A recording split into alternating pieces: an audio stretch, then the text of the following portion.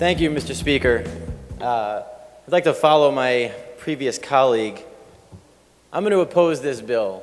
And, people are going to say, how can you oppose this bill when, electric cars, they don't use gas, they're running on electric, so they don't pay for our roads. I've heard that. I think it's my responsibility to provide some numbers as a Michigan-made electric car user. When I drive this car, the Chevy Volt, it gets between 25 and 35 miles. Representative, could I ask you to go to a different microphone? So I wanted to read off a few numbers on this bill before we vote. An electric car like the Volt gets somewhere between 25 and 35 miles on electric. It's about 1 gallon of gas. In the winter, you get about 25 miles. In the summer, you get about 35 miles. That means I'm saving 1 gallon of gas a day that I'm not paying the gas tax on. So 1 gallon of gas a day, which is actually a pretty liberal estimate because the Volt gets about 35 miles per gallon, so it's a pretty liberal estimate. 1 gallon of gas at 19 cents a gallon is somewhere between $50 and $70 that a Volt owner is not paying into the gas tax. And yet the bill that we have in front of us says that a Volt owner is going to pay $100. So they're paying somewhere between 50 and about 50% more than they should if the theory is that we're going to charge them for what they're not paying for the roads.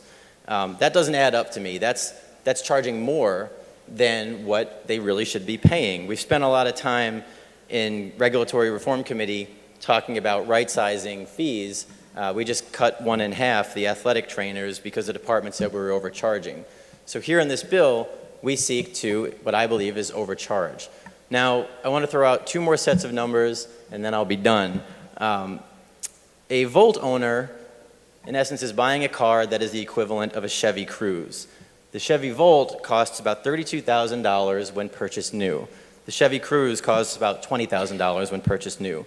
That means in taxes, a Volt owner, an electric car owner, is paying about $750 more in taxes when they buy that car. Additionally, when you look at registration fees, you are looking at about $60 more per year in registration fees. So the Volt owner, the electric car owner, is actually paying $60 more than they would be if they got the non-electric car. So they are paying more.